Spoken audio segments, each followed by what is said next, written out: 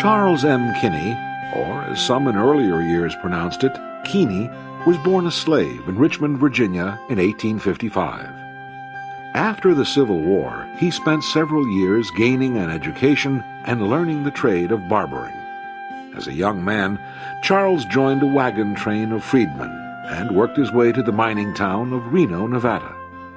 It was here, during a series of lectures by J. N. Loughborough and Ellen G. White in 1878, that he was converted. And now, my dear Brother Keeney, I baptize you in the name of the Father, the Son, and the Holy Ghost. Amen. Amen.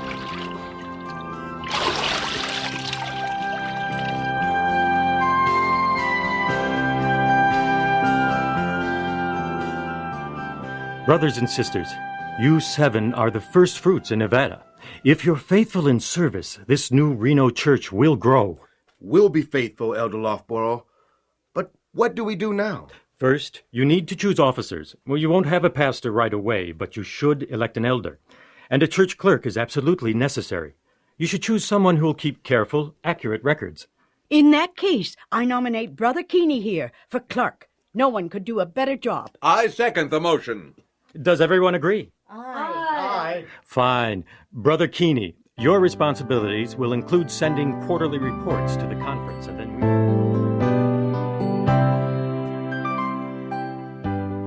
At that time, the California Conference administered the work in Nevada.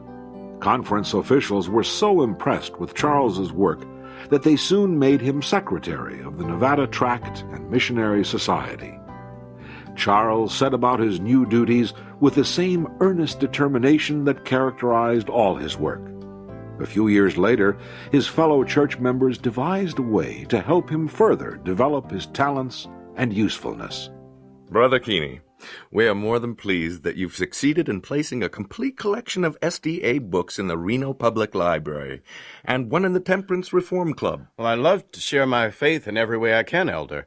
In fact, I've been writing to some of my friends in Virginia and sending them the signs of the times. I'm happy to say they're beginning to express an interest in the third angel's message. That's wonderful. I'm sure the Lord will bless your efforts, Brother Keeney.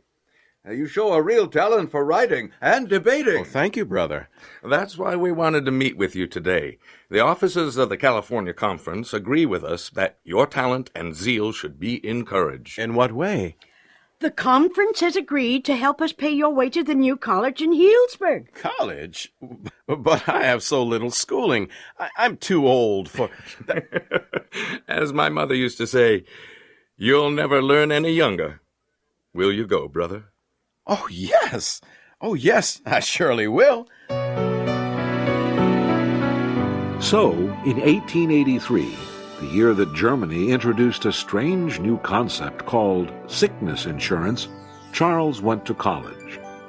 Ellen White lived in Healdsburg at this time, and he undoubtedly heard her speak occasionally during his 2 years there.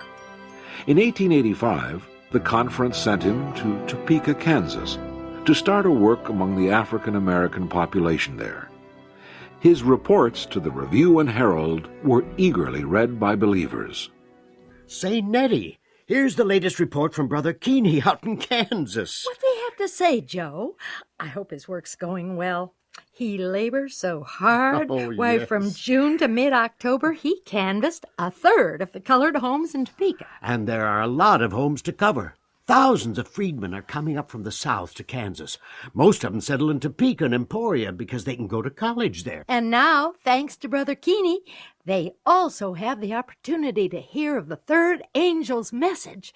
He had 3 converts last October. Mm-hmm. Are there any more now? Well, only 2 more. Women in Emporia. No men have accepted the message yet, but a couple are very interested. Since he arrived there, he's made 648 visits and distributed 16,525 tracts. Oh, what a hard worker he Oh, is. yes. How does he do it all, I wonder?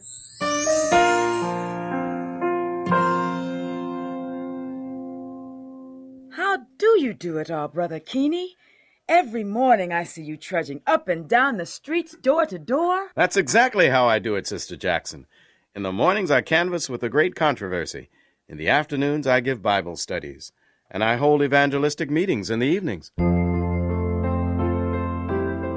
From Topeka, Charles moved on to Kansas City and Atchison, Kansas, and St. Joseph and Hannibal, Missouri. His converts were welcomed into the white congregations. It was in 1889, while working in St. Louis, that Charles first encountered racial prejudice in the Adventist Church. He deplored the situation in letters to Elder D.T. Jones, Secretary of the General Conference. Elder Jones, a Missourian of Charles's own age, did his best to encourage the young preacher. After 6 months in St. Louis, Charles moved on to Louisville, Kentucky. It was high time for his work to receive official recognition. On October 5th, 1889, at the camp meeting in Nashville, Tennessee, Elder R.M. Kilgore, leader of the Southern District, officiated in a special ceremony. It is my privilege today to ordain Brother Charles Keeney as a minister of the gospel. Elder Keeney is the first ordained minister of his race, and this ordination sets him aside to the work of the ministry. Amen.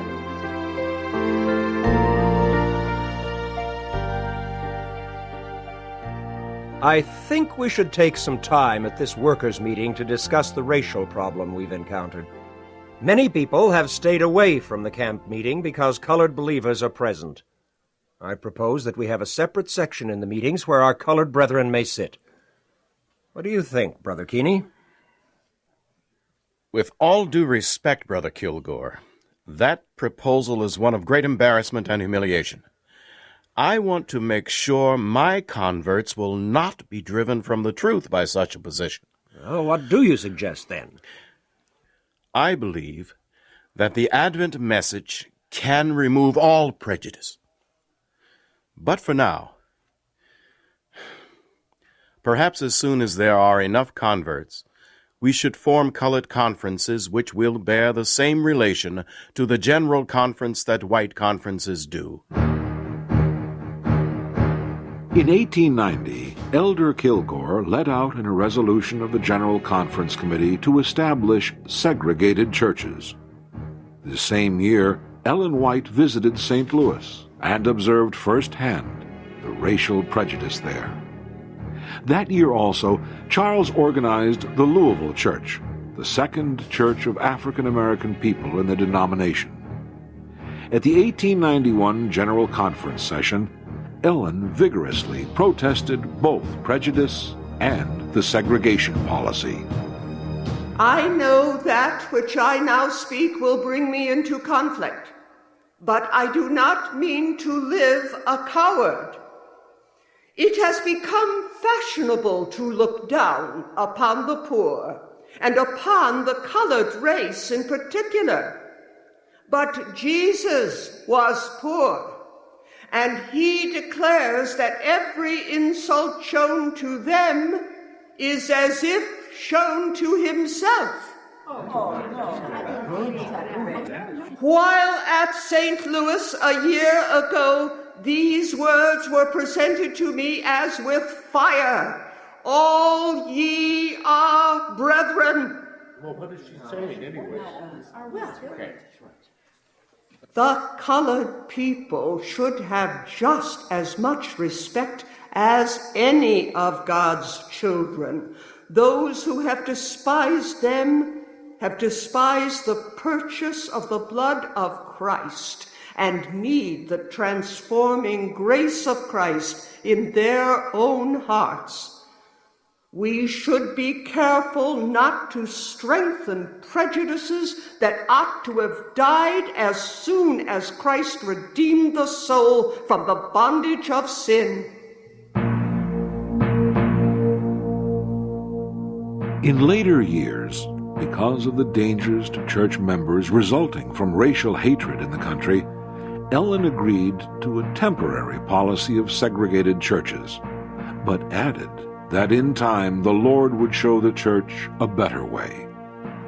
Charles Kinney also addressed the 1891 General Conference session, where he pleaded passionately for more resources to be invested in the work for African Americans. I earnestly pray that the conference shall delegate a white laborer to the work among this people, giving his whole time in taking the truth to them, developing their talents, educating, and getting them into the work.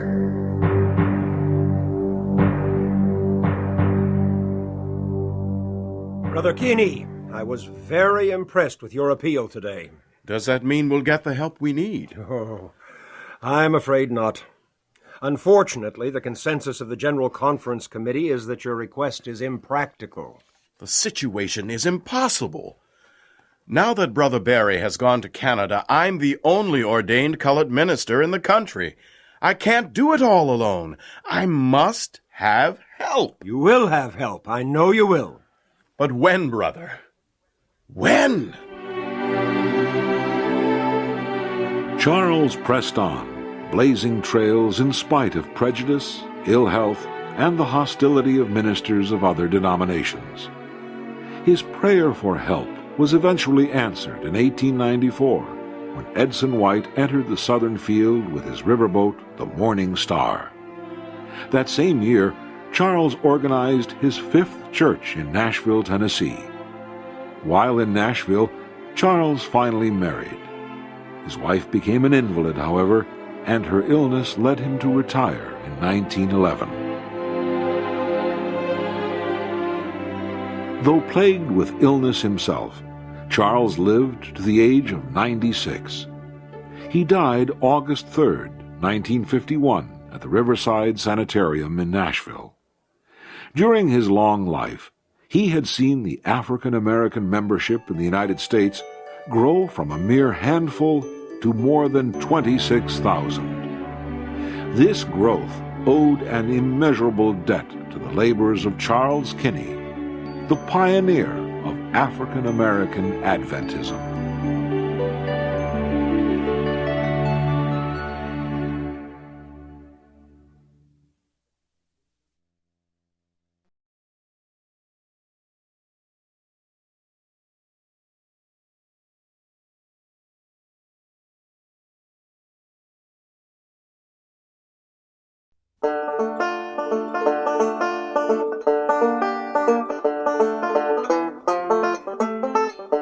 Anna Knight was born in 1874 in Jasper County, Mississippi, into a large extended family of poor sharecroppers who lived in a one-room log cabin.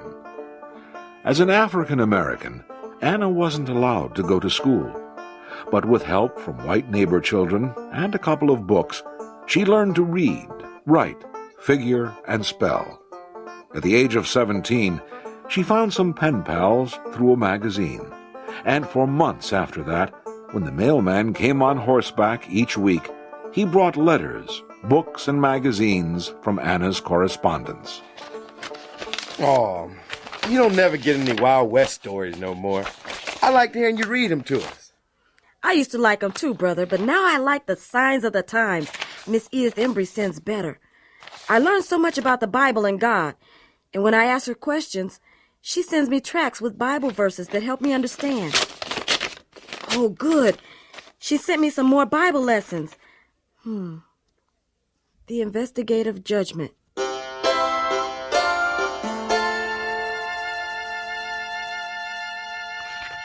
These Bible texts make it so clear. Everything we do and say is written in books in heaven, and on Judgment Day, everyone will be rewarded according to his works. Oh, I've been so bad with my hot temper. I need to get my own Bible to learn how to be good.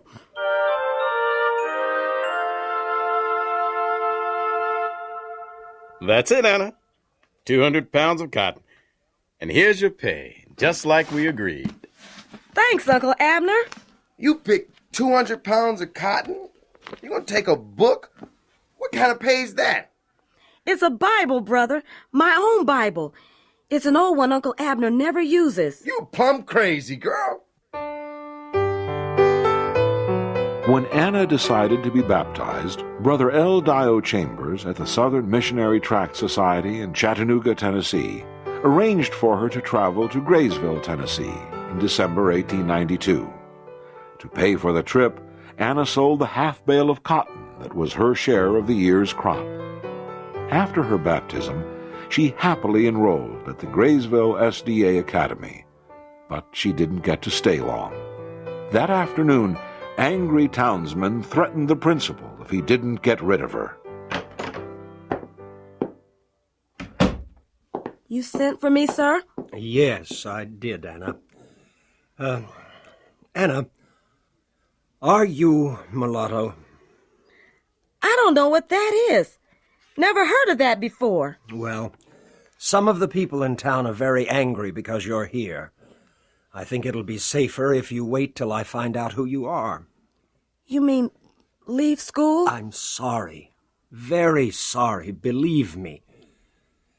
The matron has said you may room with her, and you'll be welcome in church. The matron, or girl's dean, taught Anna privately, and the teenager learned so much in the next 10 weeks that when she returned home, nobody dreamed she hadn't been in school. Her kinfolk were not happy, though, with her strange belief. And just where you think you going, missy, we have work to do, and you gonna do your share. This is Sabbath, Mama. I'm fixing to do the breakfast dishes, and then I'm going out to the woods to study my church papers in peace and quiet. We got 4 acres of cotton out there, ready to be plowed. It's your job. You go plow that cotton. No, I can't work today. You'll work or I won't work. You sit around every Saturday and you let the work go. I won't work less than you do. You hear your brother? You will plow cotton today. All right, I'll go and do the work, and if I don't get through, I'll finish it on Sunday or die. You understand that? If I can't keep the Sabbath, I will not keep Sunday. Anna and the horse raced over those 4 acres before sundown, and the next morning she began hoeing the flower garden. Her family was so scandalized at her working on Sunday that they left home until night. But Anna felt terrible. She had been caught between the 4th and 5th commandments, and she was sure she was lost no matter which she chose. She wrote a letter to Brother Chambers, and his reply comforted her. Ephesians 6:1. Children, obey your parents in the Lord. Brother Chambers is right. If our parents tell us to disobey God's law, then it's all right to disobey our parents. I'm not lost. Dear Father in heaven, forgive me for breaking the Sabbath and losing my temper. Help me to endure hardness as a good soldier of Jesus.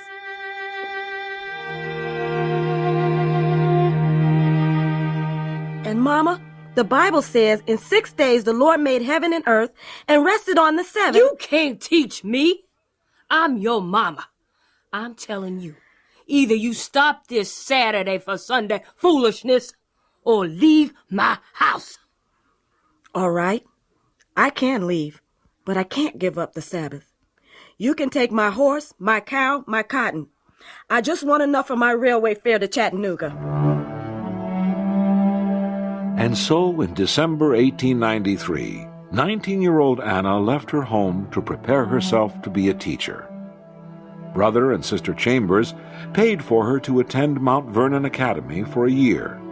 But when Brother Chambers' health broke down, Anna agreed to take the nurse's course at Battle Creek College, where she could earn her expenses by working in the sanitarium. In December 1898, when she was ready to return home and start her own school, Dr. John Kellogg called her to his office. We have the transportation all arranged, Sister Knight. I'm giving you a complete nurse's outfit, and here's a letter for the Review and Herald Publishing House. Get as many of my #1 physiology books as you need. They'll charge them to me. Here's $20 for your train ticket from Cincinnati to Ellisville. Thank you, Dr. Kellogg. I never dreamed. I can't possibly thank you. No need to. You may leave as soon as you're ready. The sanitarium will furnish your lunch for the trip. Goodbye, and Godspeed.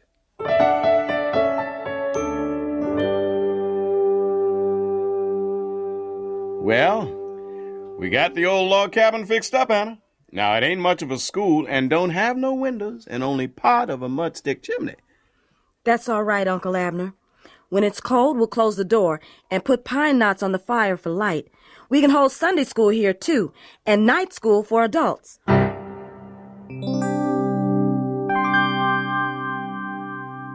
Class is dismissed.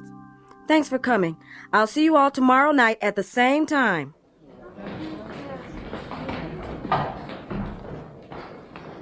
I never know drinking liquor could do that to my heart. Did y'all see what that liver looked like on Anna's chart? Don't think I'll be drinking no more. Me neither.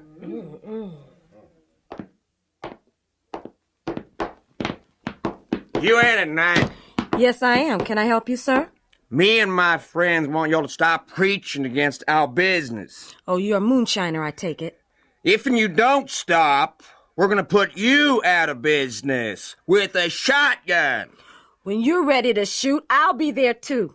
Tell your friends that from now on, I'll keep a revolver and a double-barrel shotgun with me at all times. Good day.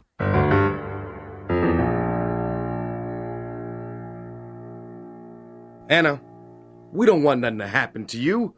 We can't be with you all the time. You'd better stop. Thank you for your concern, brother. But I won't be scared off. People depend on me to treat their illnesses and injuries, as well as to teach them. Don't worry. When I go to So-So, I go one way and come back another. Leastways, ride a horse, girl. I'll let you ride that blaze you trained a few years ago.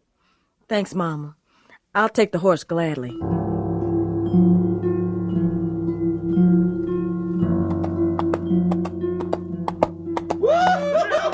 There she is! There she is! I told you she was gonna come back. This the day we put her out of business. Uh-oh, Blaze. They figured it out. This lane's about a quarter-mile long, and there's a fence on each side. No escape there. We'll just have to rush him, boy. Remember the signal I taught you. She's almost Now! All right, girl, that's far enough. She's reaching for the sky. She'll stop now. Go, boy, go! She's like the horse. He's galloping. Shoot her! I can't hit her. She's moving too fast.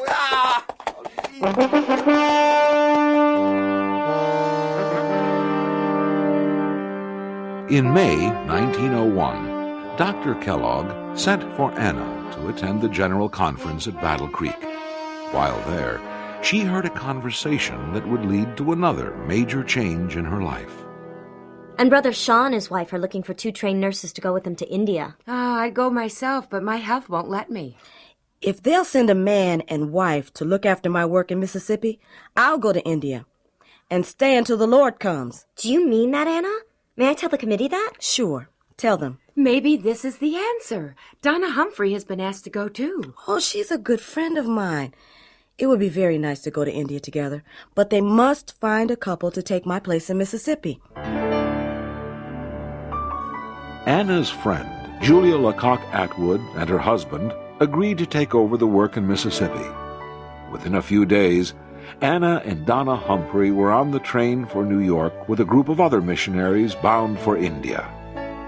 With the farewell songs of the Battle Creek believers lingering in their memories, they sailed out of the harbor.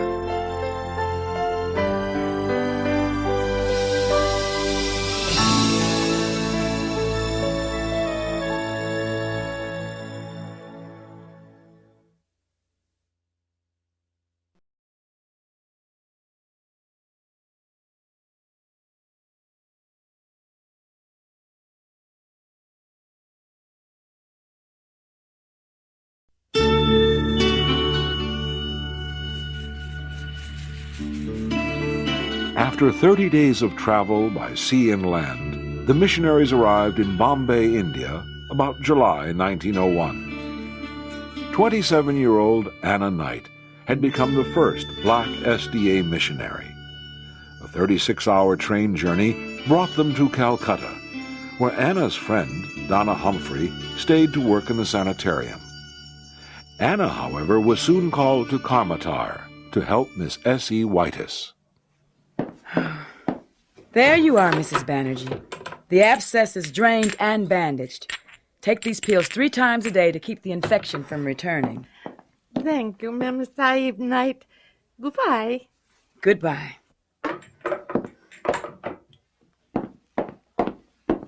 Are all the patients gone, Sister Whitus? Yes, I've closed up, Sister Knight. I was wondering, so many of our patients speak English. Why is that? Well, with the British ruling India, anyone who wants to get a good job has to speak English. Besides, there are so many languages here, it's sometimes easier for the Indians to talk to each other in English. That's interesting. There's so much to learn here and so much to do. There certainly is, and I'm glad you came to help. How are you feeling? Quite well now, thank you. That was quite a case of heat prostration you suffered while I was in Calcutta. You were unconscious for 36 hours. If it weren't for Parvati and Tapibai cooling you with water, you might have died before I returned. They're good girls, but I'm embarrassed. It was my own fault. I got overheated while helping the mission boys plow the garden. Then I took a bath and ate at once. I should have rested a while before eating. Of course, you'd never think of resting. As if lancing boils and pulling teeth aren't enough, you spend your spare time keeping the accounts and teaching classes in Bible and English, not to mention overseeing the garden. It's all in the Lord's service, and I'm used to hard work. Just wait till the hot season comes. What happens then? Actually, work here at the mission slacks off. Some of us do field work in the large cities, selling books and periodicals. The Oriental Watchman and London Good Health are monthly papers that supplement the books. That sounds interesting. It's the kind of work I've never done before. When the hot weather came, Anna and Donna Humphrey were sent to sell books to English-speaking Europeans and Indians. They also conducted cooking schools and taught simple treatments for the sick. After working successfully in Allahabad, they were sent on to Simla in the hills, where officials and their families spent the hot weather. But at the railroad station, the agent told them the train went only as far as Kalka. But if the train doesn't go to Simla, how do we get there? By Tonga, Miss Knight, like that one right outside. That? Mm-hmm. That's just two wheels with a board across the axle. But it has footrests. The train would take only an hour from Kalka to Simla. Horses pulling a Tonga will take all day. I guess we'll plan an extra day of travel. I have a feeling I'm going to become very used to Tongas. The work in Simla was also blessed. After the hot season, the two friends returned to Calcutta, where Donna went back to her tasks in the sanitarium, and Anna continued to sell books and do Bible work. They expected to labor in India until the Lord's return, so Anna was unprepared for Donna's sudden illness and death. Though grief-stricken, Anna threw herself into her work. Sometime later, she received a different kind of bad news from home. Here's your mail, Sister Knight. Thank you, Sister Shaw. Now, don't you come from Soso, Mississippi? Actually, I'm from Gitano, but Soso is another town nearby. That must be what this means, then, this report in the review. Mission school at Soso burned. Teachers driven away. Oh, no. My friend Julia Atwood and her husband Parker took over the school when I left. Oh. That must be what these letters are about. A drunken mob set their home on fire, then shot at them. Julia and her husband escaped by lying flat on the floor. Then they ran to my mother's house for shelter, and the mob burned the school. Oh, my dear. I'm so sorry. My family begs me to come back, but what can I do? It'll be years before I qualify for furlough. On the other hand, I came here only on condition that someone take my place back home. What'll you do then? I'll write to the General Conference and ask them to send someone else to Mississippi. Anna Knight and Sister Whitus were able to save a woman near death from typhoid malaria fever, and as a result, several schools and churches were raised up in the district. Over the next few years, Anna traveled as a literature evangelist throughout East India. She suffered sunstroke, escaped death at the hands of thuggy cultists, and was even fed by an angel. But always she thought about the need in Mississippi. Oh, no. Bad news, Sister Knight? Yes, Sister Whitus. It's from my younger sister, Grace. No one's been sent to carry on my work back home. Converts are slipping back into the old ways. Oh, I'm sorry to hear it. I must go home. I'll write to the General Conference and ask for a furlough right away. On November 8th, 1907, Anna Knight reached home, with every intention of returning to India in a couple of years. She re-established her school and Sunday schools, and before long, she began to reap her harvest of souls. Good morning, everyone. Good morning, Anna. Go ahead, Miss Knight. Ask her. Anna, we'd like to have a word with you before Sunday school starts. Why, certainly, Mama. What's on your mind? Well, we know how you've been having your Sabbath school on Saturday, all by yourself these past months. And, we figure we might as well meet with you on Saturday and not bother with Sunday school no more. You want to come to Sabbath school? Yeah. Sabbath school. That's what we want. All right. Next week we'll start Sabbath school. 6 months later, 9 Sabbath school members were baptized, including Anna's mother and 6 other relatives. After that, the conference president asked Anna to visit other companies and churches to help the other workers. In 1909, when her 2-year furlough was almost up, 35-year-old Anna Knight received an unexpected invitation from Brother Dowsett to work for the Southeastern Union Conference. I'm glad you decided to accept our call to Atlanta, Sister Knight. We need a medical matron for the sanitarium we hope to establish here. It wasn't an easy decision, Brother Dowsett. But the brethren at the General Conference office said it would be easier to fill my place in India than to find trained people to work here. I see. And were you able to make satisfactory arrangements for your school in Mississippi? Oh, yes. My younger sister Grace has taken over. She's only 18, but she'll do a good job. I trained her myself, expecting her to take over when I returned to India. I'm glad. Well, let's get out to the sanitarium. I'm afraid it's nothing more than an unfurnished house at the moment. There's a lot of hard work ahead. Hard work is what I know best, Brother Dowsett. When neighbors persuaded the mayor to close the sanitarium, Miss Anna Knight operated a private treatment room at home. She also took over the Bible instructor's work for African Americans, lectured in several black colleges, and served as chairman of the school board. She remained in Atlanta until the beginning of World War I.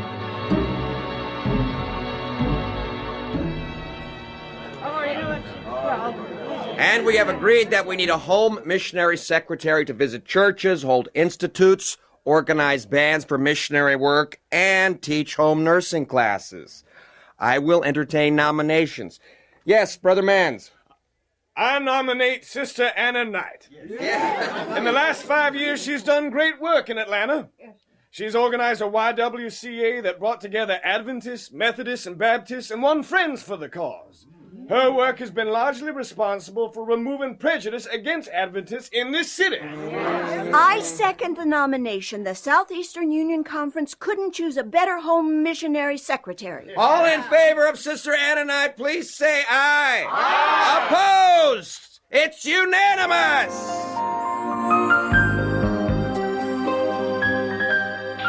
For many years, Miss Anna Knight helped to organize the educational work in the South. She traveled almost constantly, but kept her headquarters at Oakwood College, where she was a member of the board.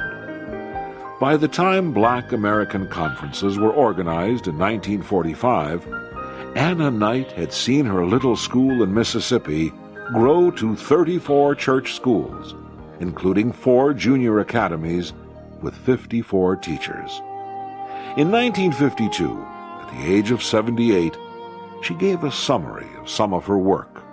Since 1911, I have held 9,388 meetings and have made 11,744 missionary visits. My work required the writing of 48,918 letters, and I have traveled 554,439 miles. This does not include India. Anna Knight, education pioneer and the first African-American missionary to India, died in 1972 at the age of 98. The elementary school at Oakwood, where student teachers train, is named in her honor.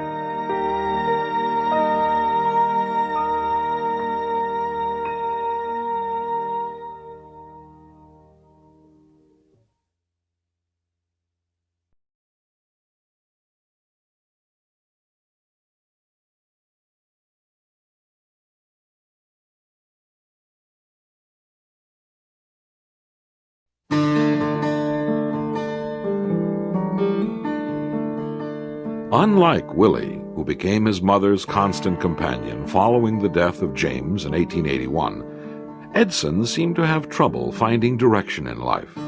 After his marriage to Emma McDearman in 1870, Edson tried his hand at several occupations, including establishing his own publishing firm. He combined his musical talents and printing skills to publish hymn books, and for 3 years managed the Pacific Press. He even worked on river steamboats. By the early 1890s, his publishing business was leading him farther from church work, and in 1893, he found himself in Chicago, burdened with debt and his spiritual life at a very low point. Then, in Battle Creek, on business, Edson found, on the floor of an upstairs room in the Review and Herald building, a tract containing an appeal his mother had made to the church in 1891. It was entitled, "Our Duty to the Colored People." It was a call for someone to evangelize the black people of the American South. Edson saw that as his call. Teaming up with his friend, Will Palmer, whom Edson once described as the wildest son of old Brother Palmer, they conceived the idea of building a river steamboat to carry the gospel to the black people of the lower Mississippi region. To finance the project, Edson wrote and published a textbook called The Gospel Primer. The steamboat Morning Star was completed in the summer of 1894 and began its voyage down the Kalamazoo River from Allegan, Michigan to Lake Michigan, where it was to be towed by the tug Bon Ami across the lake to Chicago. A storm was threatening as they left the Michigan shore and struck them with full force out on the lake. Captain Jones! I can't see the Morning Star! She's disappeared! The cable is still taut, Mrs. White. Look! Over to the starboard, to the right, at the crest of that big wave. There is the Morning Star, riding the storm like an ocean-going vessel. She's all right. She's doing just fine. From the deck of the tugboat Bon Ami, the Morning Star seemed to be riding the huge swells of Lake Michigan without a great deal of trouble. It was perhaps just as well that our families could not see us aboard the Star. Most of the crew below deck were seasick. The pump tubes clogged 4 or 5 times and had to be cleared so they would pump the leakage from the bilge. I struggled with the wheel, fighting the gigantic seas that swept over our low-lying deck. After 7 hours, the storm receded, and 14 hours after leaving Saugatuck Harbor, we docked at the city pier in Chicago. Well, we made it, Elder White. We did indeed, Captain Reed, although some of the time I wondered if we would. We all did our part, especially you, sir. But it's something besides human power that kept that boat afloat. I believe you are correct, Captain. Here, take this $10, Elder White, as a thank offering. Why, thank you, Captain Reed. We can use every cent we can get. I'm glad it will help your mission, but frankly, it's a thank offering because the Lord pulled me through one of the worst storms I have ever seen on lake or ocean. We received another gift just a few days after landing at Chicago. The Story and Clark Company, hearing about our mission to the south, donated an organ, which we rolled up the gangplank and positioned in the main cabin. It would be a wonderful accompaniment to our hymn singing during our Sabbath services. Will Palmer was waiting for me in the wheelhouse with some good news. I found 3 men who I think will turn out fine. There's Walter Cleveland, Walter Halliday, and our new engineer, Louis Krause. Are the new men all Adventists? No. One is an Adventist, one is a Presbyterian, and the other, well, he's a Catholic. Will that make a difference? Of course not, as long as they know how to run a steamboat. They're all Christians, and they're all welcome aboard. We sailed the next morning, passing through the canal system to LaSalle, and on down to the Illinois River, where we docked alongside the town wharf at Ottawa, Illinois, to wait for a special canvas to shade our hurricane deck. There, under rather unusual circumstances, we picked up a young man who would become a most valuable member of our little group. Yeah, can I help you? Yes, sir, I hope so. I have here a small volume called the Gospel Primer that very well might change your life. It speaks the word of the Lord in a simple, concise manner. You're new in town, aren't you? Yes, I am. Well, come in and welcome. What's your name? Walter Halliday. Halliday? Well, that's my name. No. Mine is spelled with an I, as in Halliday. Close enough. Where are you staying? On the steamboat Morning Star. We tied up at the public dock. We're beginning a mission to preach the gospel and to teach colored people in the South. We're selling these books to raise funds for the project. That is a fascinating thing to do. So adventurous. Say, could I visit your boat? I don't see why not. Look, I'm about finished selling the book for today. Why don't you come with me now? Fred Halliday became so interested he decided to sign on as one of the crew as far as Peoria, Illinois. His mother also became enthusiastic about our project. She donated a melodeon to go with our organ. At least the Morning Star would have music wherever she sailed. But now, more trouble arose. Edson, will you please stop your pacing? You are driving me and everybody else on the boat crazy. According to the report I just received, the General Conference Secretary has charged that we built the boat by misrepresentation, and that my claim to have received approval from my mother is an outright lie. Elder Smith, who was going to solicit funds for us in Battle Creek, was ordered to stop. You know we need whatever monies we can get. The Gospel Primer is not bringing in enough to support our mission. Well, what will you do? Well, for one thing, I'm not going to let it rest. I'm going into that office right now and write a letter to the leaders of the General Conference.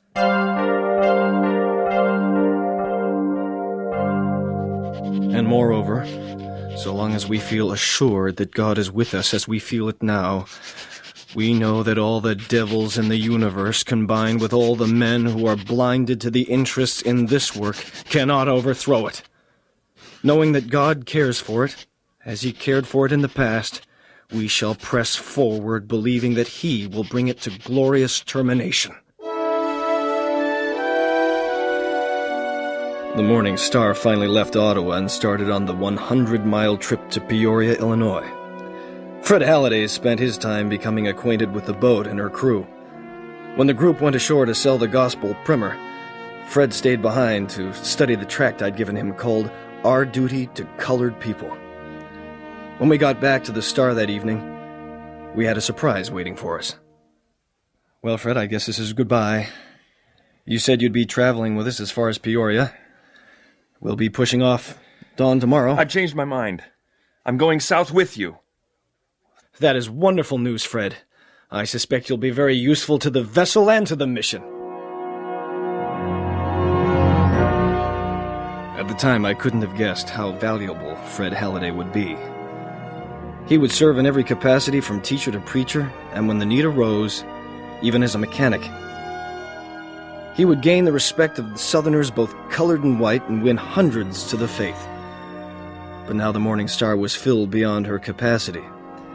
My answer was to purchase a barge that we fitted out as living quarters for the 6 young men who are now a permanent part of our family. The barge was towed by a heavy hawser, and since it followed behind the Morning Star, it was called the Dawn. In mid-December, the Star steamed into the mighty Mississippi. The Star seemed to love the great river, making as much as 125 miles a day. We'll be in St. Louis tomorrow. I can hardly wait. Yes, I'm looking forward to it as much as you are. Last night at tie-up, a man came aboard and asked me to speak at an Adventist church there. Of course I will. Everything seems to be going well for a change. The Star is running smoothly, and the gospel primer is selling at a fantastic rate. Yes, it's too bad we don't see more of the profits. We have almost sold out of the original edition, and we've little to show for it. Well, as you know, much of the royalties are eaten up by the review for printing and binding costs. And we'll need another edition soon. I hope we will realize a bigger share of the profits this time. My mother sent me $100, and that's what we're living on at the moment. We were on the Mississippi now, and it was necessary to have a qualified pilot. The pilot we had left us at Cairo, and we searched in vain for another competent man. We were stuck wharfside in St. Louis until we could find someone. Sir, can I come aboard and talk to the captain? Well, the captain is ashore at the moment, son. I'm the chief engineer. Can I help you? I heard you were looking for a pilot to take this here boat down the river. That's right, young man. Why? Do you know someone? Sir, my name is Phineas Park. And I know every inch of this big muddy river from here way down to north. Are you saying that you're a pilot? Not exactly, sir. Ain't no chance they're gonna let a colored... You must be from up north. Ain't no chance a colored man gonna get papers to be a pilot down here. Besides, I'm underage. You claim you can take us downriver safely? Yes, sir, I can. And you don't have to pay me nearly half as much as a regular pilot either. Well, I admire your spunk, young Phineas. I may be crazy, but wait until Elder White comes back aboard and we'll see what he thinks about you becoming our pilot. After waiting 6 weeks tied up at the dock, I was ready to take on anybody as pilot. We pushed off the next morning with Phineas Parker in the wheelhouse. He soon proved that he did indeed know the Big Muddy. When another riverboat would hove into view, he would turn the wheel over to me and drop out of sight behind the wainscoting until the other boat had passed. It simply wouldn't do to have a colored boy seen guiding the Morning Star around the shoals and sandbars. Indeed, when we reached Memphis, the licensing inspector threatened to fine us $500 and force us to hire an authorized pilot. We put up a vigorous argument, and after a long delay, the authorities settled the matter in our favor. It's good to get back on the river. Phineas Parker's a fine young man and a good pilot. I'm glad we got that settled. I hate to tell you this, but, well, we've got another problem. The review was way behind on our reprint order for the Gospel Primer. That is bad news. Our people are canvassing in the city with the few books we have left. We'll need that order very soon. The review is working its bindery day and night. They promised to get the remaining 6,000 copies to us in a few more weeks. These people certainly don't run the paper the way my father did. Here it is, mid-December, and since April last year, we've sold nearly 100,000 copies. If sales keep up just a few more weeks, all our debts will be cleared. The Morning Star steamed down to Vicksburg, where we arrived in early January 1895. The town still showed signs of General Grant's ravaging attack during the Civil War. In 1876, a strong flood had diverted the river channel, leaving a sizable lake which was connected to the river by a narrow canal. The upper end of the lake was fed by the Yazoo River. We docked just below the bluff of the city at Fort Hill. Vicksburg seems like a pleasant little city. I'm sure it is. It looks peaceful from the boat. Do you know there are some 200 colored churches in Vicksburg?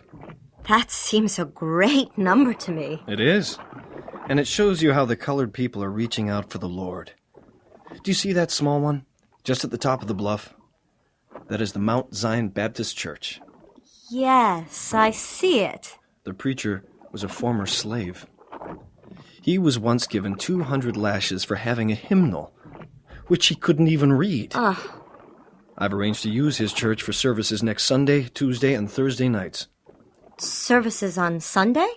I don't think it would be wise to thrust our Sabbath on the people too soon. Oh. Edson, this is the Deep South. Will it be dangerous? I don't think so. I'll need your help on those nights, Emma. I plan to hold a reading class before the sermons on Tuesday and Thursday nights. That's where you come in. Good. It will seem wonderful to finally get to work among colored people. A majority of the colored people in the South were illiterate. It became obvious that in order to bring them into the present truth, a school must be started. The Gospel Primer was used as our basic teaching tool. The classes were an instant success. Vicksburg did provide schools of a sort for colored children, but they were so overcrowded that large numbers were unable to attend. Nothing in the way of learning opportunities were offered for colored adults.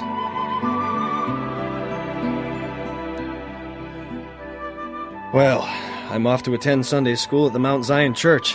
Edson, you've been going out preaching at Sunday schools for several weeks now. When are you going to introduce the Sabbath? I'm not sure they're ready for something as radical in their eyes as Saturday Sabbath. I still think it is ill-advised to rush matters. But we keep the Sabbath ourselves on the boat. The people must think it's strange to hear us singing and praying on Saturday. Well, nobody has said anything to me about it. One morning, Kitty Holston was working in her garden when she heard singing drifting up from the morning star. Willie! Willie! Willie Maxey! What do you want, Katie? Can't you see I'm busy over here? Come here, Willie. I want you to hear something. Well, what is it? Listen. Do you hear that? It sounds like a church service or something. Down there on the morning star. Yes, that's it. A church service. Oh, but it can't be. This ain't Sunday. This is Saturday. Nobody holds church on Saturday, except maybe Jewish folk. But it is a regular church service. Those white folk down there on that boat are keeping Saturday for Sunday. I wonder why. Well, I'm sure going to find out. I'll ask Elder White about it tomorrow at Sunday school.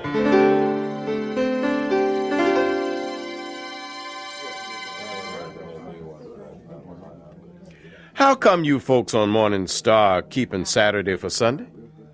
I know why we worship on Saturday. Why do you worship on Sunday? I don't know. When was the Sabbath made? When God made the world. What was the Sabbath meant for? Look in your Bible, at Genesis 2, verse 3. It says, God blessed the seventh day because that's the day he rested from creating the world. Have you ever read in the Bible of any change being made in it? No. But why are we keeping Sunday then? We aren't. Down on the boat, we're keeping Saturday. Then I'm going to keep it too. The next day, Katie Holston asked the same questions and got the same answers. Katie told her friend Hannah Washington, who was also convinced. Meanwhile, the boat's cook had talked to two young men about the Sabbath, and they decided to come as well. Within 2 weeks after Katie heard the music drifting up from the lake, 5 new members joined the boat crew in worshiping on the Seventh-day Sabbath. As the number of Sabbath keepers attending services on the Morning Star grew, local pastors noticed a loss of members and of offerings. The pastors reacted with anger and talked bluntly to their people against the Southern Missionary Society and its members. Miss Katie, I'd like to speak a word with you. Surely, Reverend Brown. Won't you sit down? This morning I can say all I got to say standing up. You seem upset. I'm very upset, Miss Katie. We've been missing you and your husband at church for 3 Sundays in a row now. And I found out you both been attending service down on that boat, Morning Star. keeping Saturday for Sunday. Yes, we have, Reverend Brown. I've been meaning to tell you. Willie and I decided to keep the true Sabbath now. We found out the true Sabbath is Saturday, not Sunday. What put that fool notion in your head? The Bible. 6 days shalt thou labor and do all thy work, but the seventh day is the Sabbath of the Lord thy God. In it, Y'all haven't got the education to know what the Bible means. That's what we're paid for. You come to us for anything you want to know about the Bible. We'll tell you. You stay away from those river rats. You're not going to go give your souls and your money to the devil while we're around. Emma, every church in Vicksburg is closed to us. Those who don't hate us are afraid of the ones who do.